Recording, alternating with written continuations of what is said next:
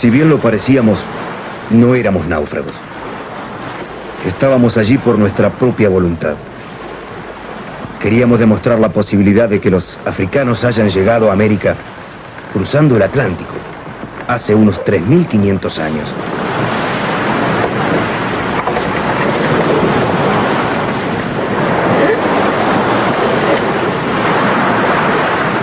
Alfredo Barragán fue el inspirador y jefe de la expedición. Es argentino y tiene 35 años. Curiosamente es abogado, como lo fueran su padre y su abuelo. Vive con su madre y hermanos en Dolores, una pequeña ciudad mediterránea de 20.000 habitantes. Latitud 27 grados norte, longitud 18 grados oeste. La travesía recién comenzaba. Estábamos en el Océano Atlántico, a solo 200 millas de África, sobre una rudimentaria balsa de troncos sin timón, rumbo a América.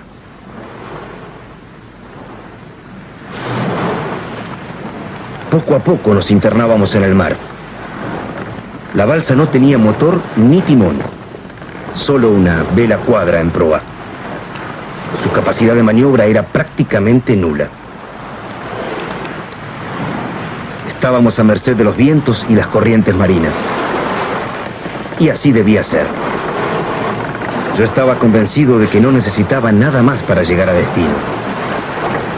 Había dedicado 4 años a preparar la expedición, investigando en la antropología, la oceanografía, la historia de la navegación. Mi duda nació hace muchos años, pero fue en 1980 cuando aquella inquietud me atrapó por completo.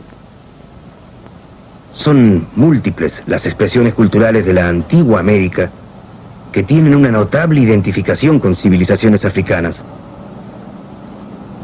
Así lo vemos en lo que se refiere a dioses, ritos, pirámides, calendarios, estilos y motivos artísticos. A pesar de no ser un científico, advertí que los pueblos americanos pudieron recibir influencia cultural africana hace unos 35 siglos. Y pensé que ello pudo ocurrir a través del Atlántico. La idea me dominaba y yo vibraba a su impulso.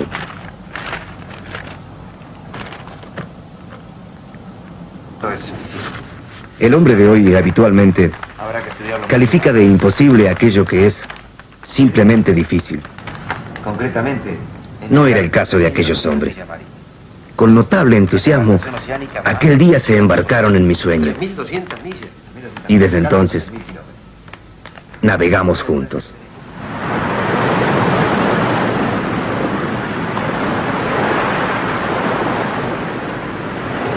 Los tripulantes de la Atlantis tenían plena conciencia de los riesgos que corrían. Navegaban lejos de las rutas comerciales, sin posibilidad de ayuda alguna.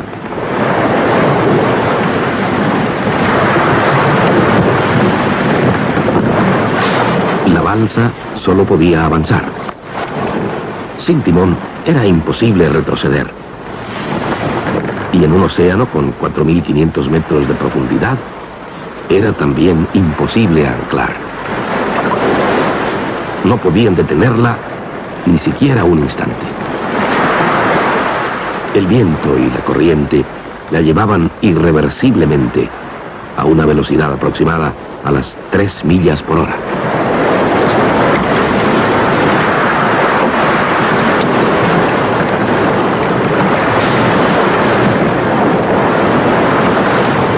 Si alguien caía al mar, tenía una sola posibilidad de sobrevivir. La Atlantis arrastraba, además de las líneas de pesca, una cuerda de 70 metros como único y fugaz seguro de vida. Había menos de 50 segundos para aferrarse a la misma antes de que la balsa se perdiera para siempre. Además, estaba terminantemente prohibido que otro hombre se arrojase para intentar salvarlo, ya que luego hubiese sido imposible alcanzar la balsa arrastrando a un compañero en malas condiciones.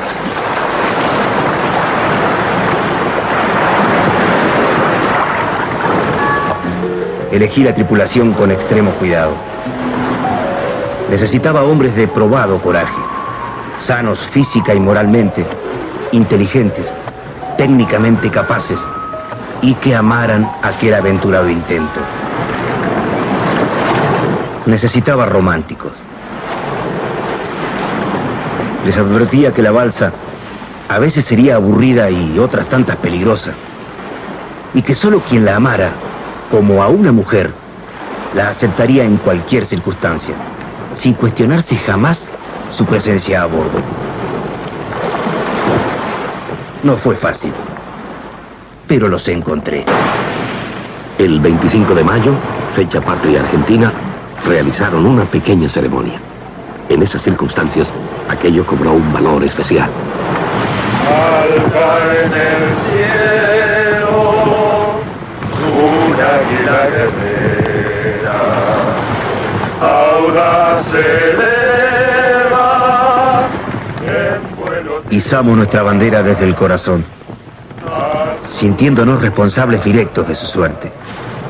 El color del cielo, azul lunara, el color del mar, de la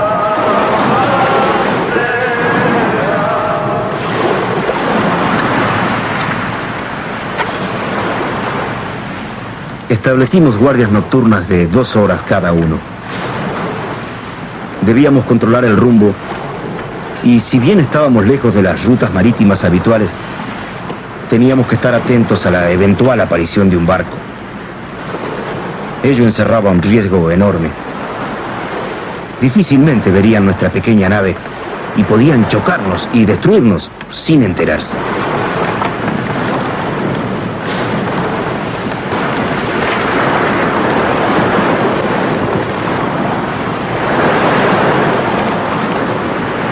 Recién en la travesía descubrieron el comportamiento de la Atlantis, ya que, previamente, no pudieron hacer ninguna práctica de maniobras. Poco a poco vamos aprendiendo a dominar la balsa. No es fácil. Tiene respuestas ilógicas para todo marino acostumbrado a veleros convencionales. Y para colmo, quienes podían enseñarnos murieron hace 3.500 años. Físicamente no estábamos bien. Algunos hombres tenían náuseas y vómitos. La humedad permanente y la sal hacían que se nos lastimaran las manos y teníamos los pies invadidos por los hongos.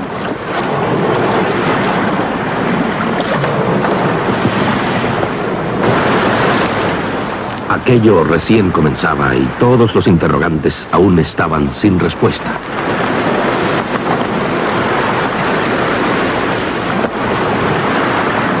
No se sabía cuánto tiempo aguantarían sin pudrirse las cuerdas vegetales, o si los troncos no absorberían demasiado agua, perdiendo la flotabilidad.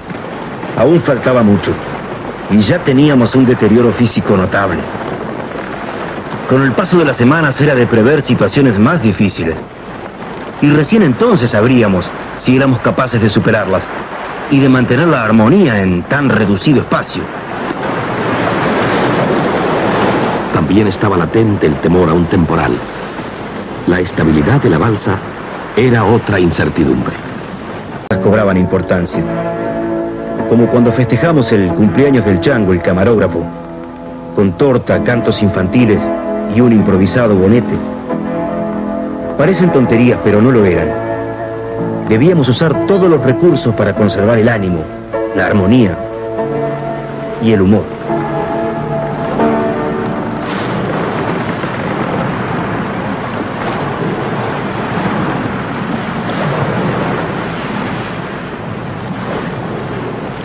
Del Ecuador, el sol comenzó a quemarnos en forma alarmante. Entonces, advertimos un serio error cometido al zarpar. Olvidamos en Tenerife las cremas humectantes preparadas especialmente para nosotros. Debimos apelar al ingenio. Untamos nuestros cuerpos con la grasa derretida que cubría unos chorizos que había entre las provisiones. Y así, oliendo a cerdos, salvamos la situación.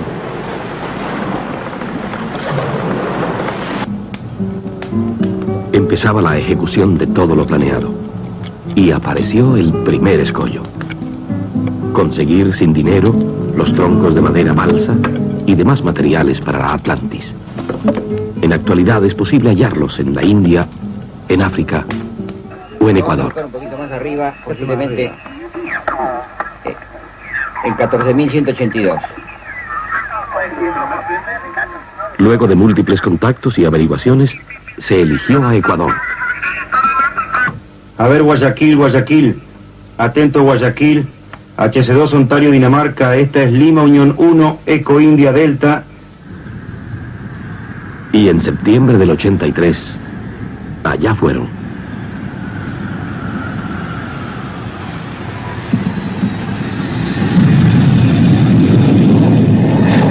Sabíamos que sería muy difícil, pero confiábamos en que Atlantis conseguiría apoyo convenciendo a quien fuera necesario.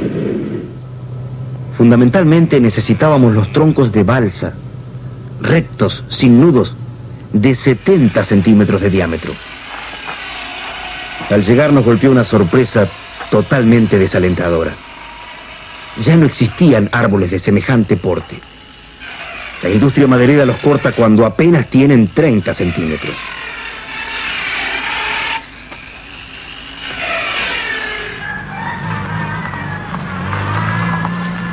Para colmo, nos enteramos que la legislación ecuatoriana prohíbe la exportación de troncos enteros de esa madera.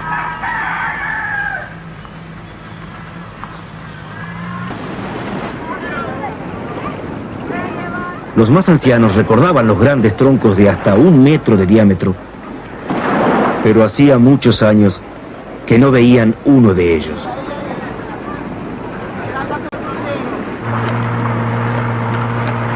Mientras nuestros amigos ecuatorianos continuaban la búsqueda, nos internamos en los riachos y esteros salados de la bahía de Guayaquil.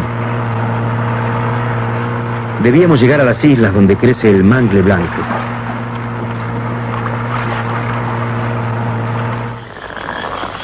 Precisábamos mangles altos, rectos y flexibles para los mástiles y las vigas duras del Atlantis.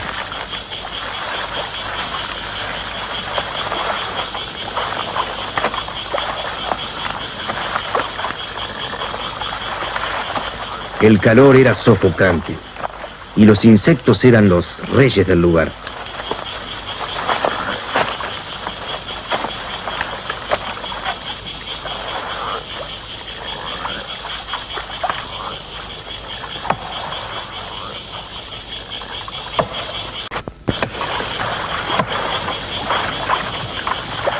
Por suerte, pronto hallamos lo que queríamos y pudimos regresar al problema principal.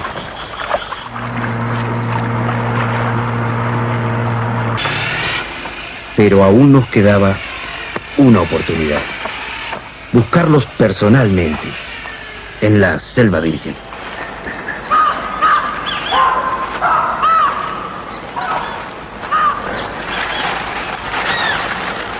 Y al fin, cuando ya no quedaban esperanzas, encontramos el primero.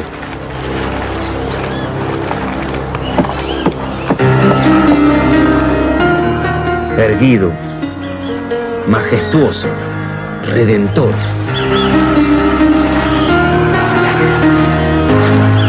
Con renovados bríos batimos toda la zona. Y así fueron apareciendo todos los que necesitábamos.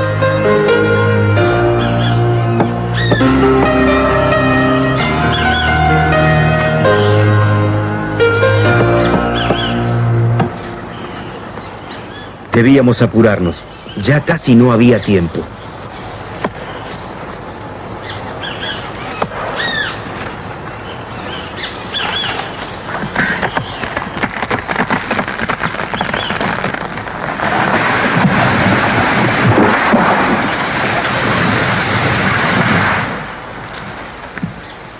Me acerqué al primero y le susurré: tranquilo, hermano. Ya verás qué hermoso lo que haremos juntos.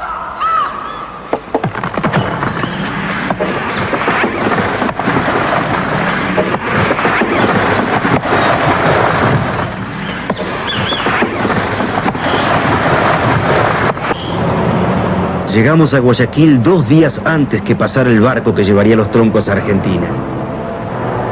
Nuestros amigos apuraban las últimas gestiones. Y como en una película de suspenso, el último día obtuvimos un permiso excepcional de exportación. Lo habíamos logrado.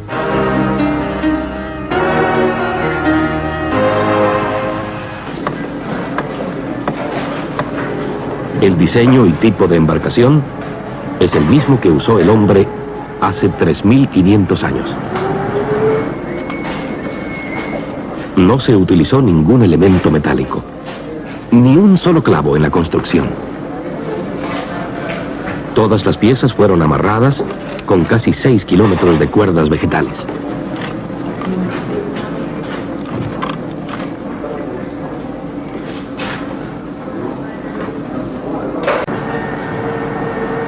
Y así, trabajando día y noche, con sus propias manos, el grupo le dio un cuerpo a su sueño.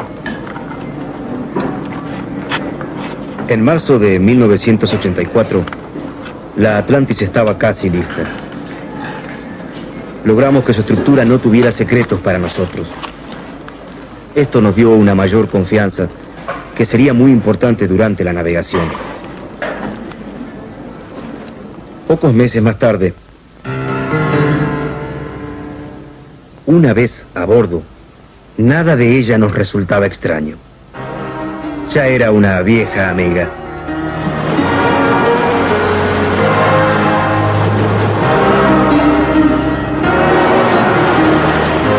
Cada hombre estaba en condiciones de advertir el menor desplazamiento o el más sutil desgaste de los materiales.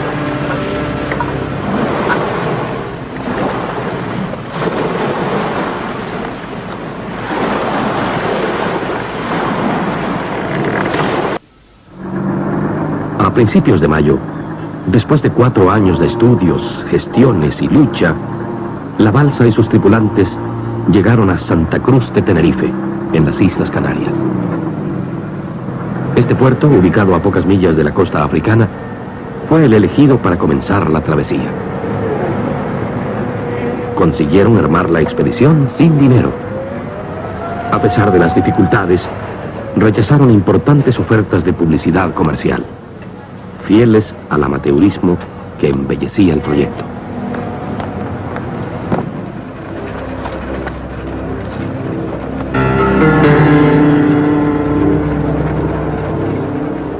El 18 de mayo fue un día especial. Con inevitable temor botamos al Atlantis y flotaba bien.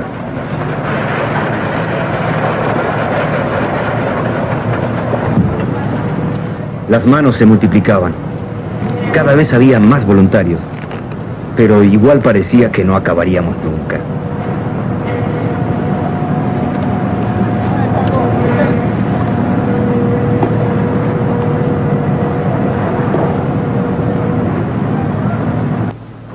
Llegó el momento buscado durante tanto tiempo.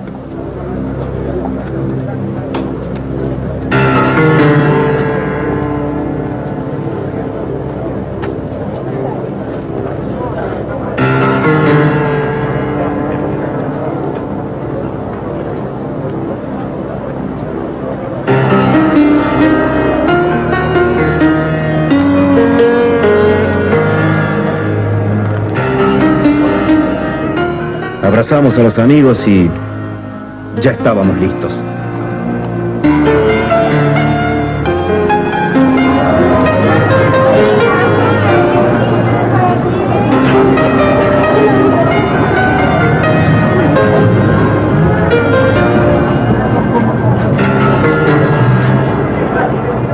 El 22 de mayo, ante la mirada azorada de una muchedumbre que temía por su suerte, la Atlantis fue remolcada hasta fuera del puerto.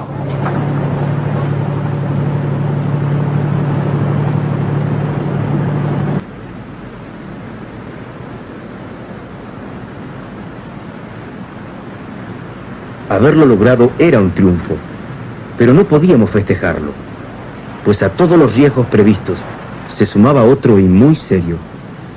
Habíamos zarpado con 3 semanas de retraso.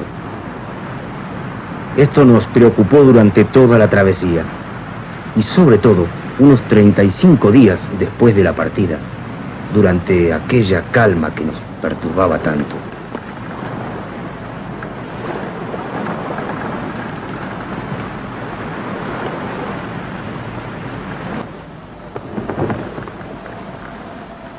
El horizonte se cubrió de nubes amenazantes. El barómetro bajaba, anticipando el peligro. El tiempo estaba empeorando rápidamente. Comenzó a llover, por primera vez en 31 días. Y por primera vez en la travesía nos pudimos quitar la sal del cuerpo.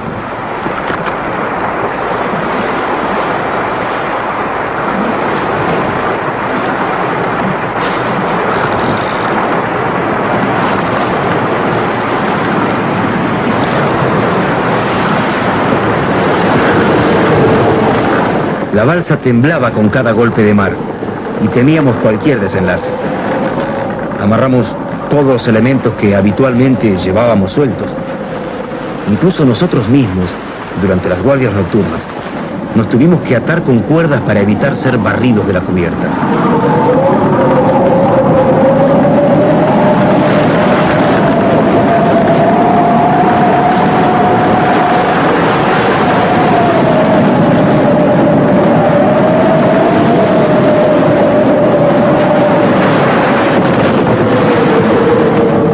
Al cuarto día de tormentas se rompió la vela y quedamos sin gobierno.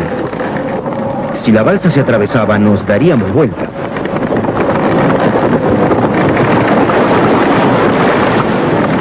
Debimos arrojar frenos por la popa y arriar el paño rápidamente.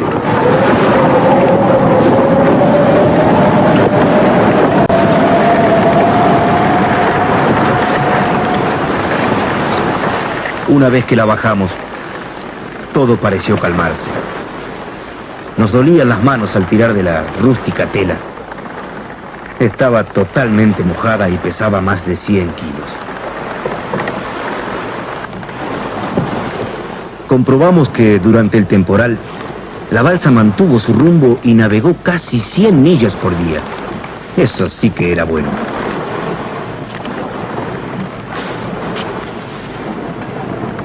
Nos pusimos muy alegres.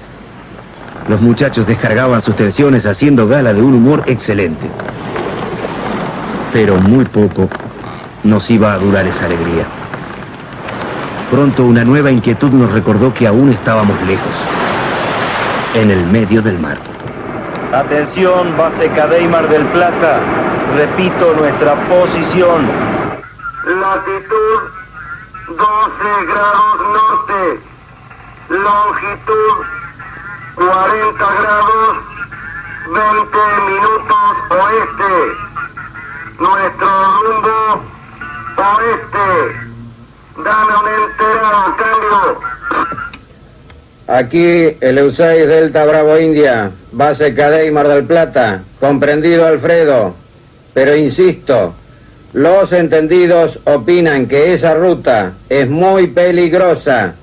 Cuando se acerquen a América, la corriente del Brasil los desviará hacia el norte, hacia la zona de huracanes. Esto es grave. Dame un Roger. Roger.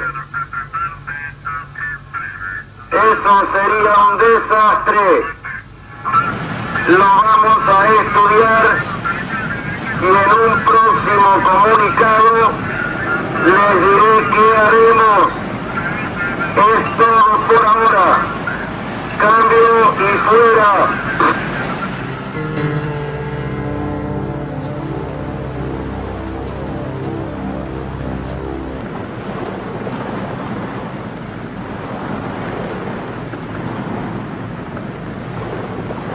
Decidí mantener el rumbo elegido. Era consciente de su peligrosidad, pero estaba seguro de que era el único que nos daba posibilidades de llegar a la meta. al puerto de La Guaira, en Venezuela. Los muchachos aceptaron mi resolución. Algunos por convencimiento y otros por disciplina. Poco a poco volvió el viento, y con él cada hombre a sus funciones, más atento y vigilante que nunca.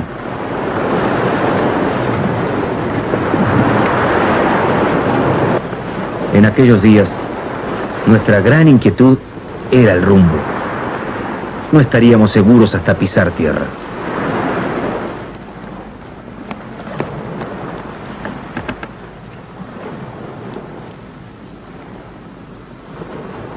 A pesar de las circunstancias, en ningún momento se quebró la armonía.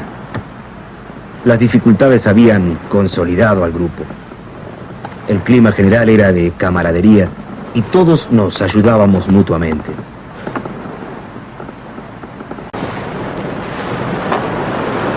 Llevábamos 40 días en el mar.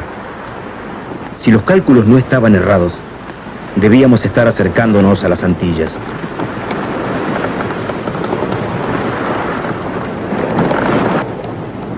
A los 44 días de navegación, la ansiedad crecía a bordo de la Atlantis.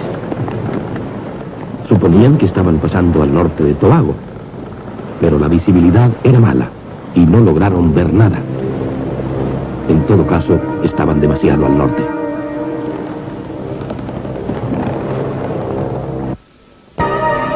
Nuestra preocupación aumentaba hora tras hora. Quizás la temida corriente del Brasil nos estaba desviando de la ruta, pero aún no podíamos saberlo.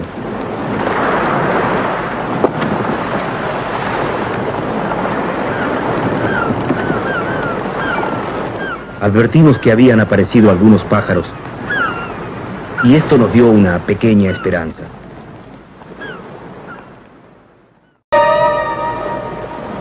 La duda flotaba en el ambiente. ¿Estábamos donde creíamos? ¿O los técnicos desde tierra tenían razón y ahora estábamos a cientos de millas más al norte?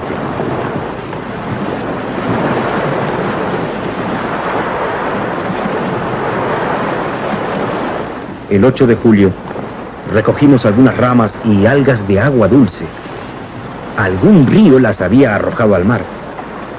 No sabíamos a dónde, pero estábamos por llegar a alguna parte.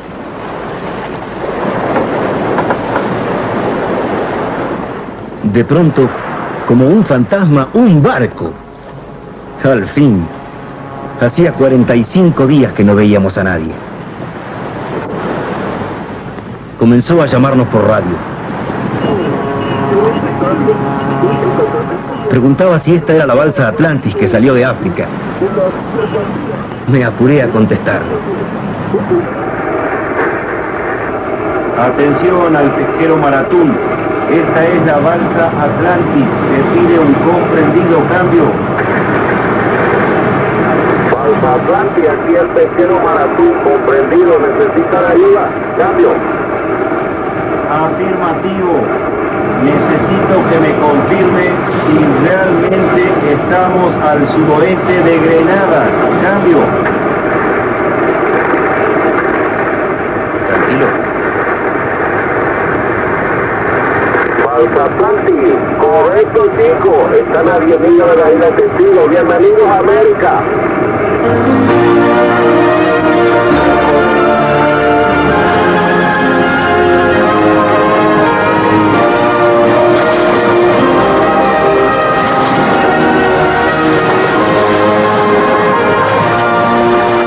Triunfaron. Superando todos los pronósticos, aquellos 5 deportistas lo habían logrado.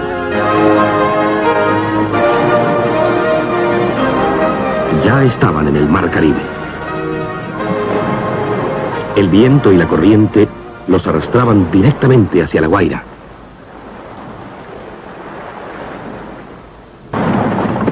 Atlantis constituye un aporte a la ciencia, pero sobre todo es una invitación al hombre a creer en sí mismo.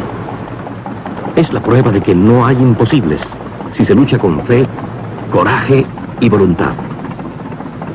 Un acto de esperanza en medio de la confusión de nuestros días.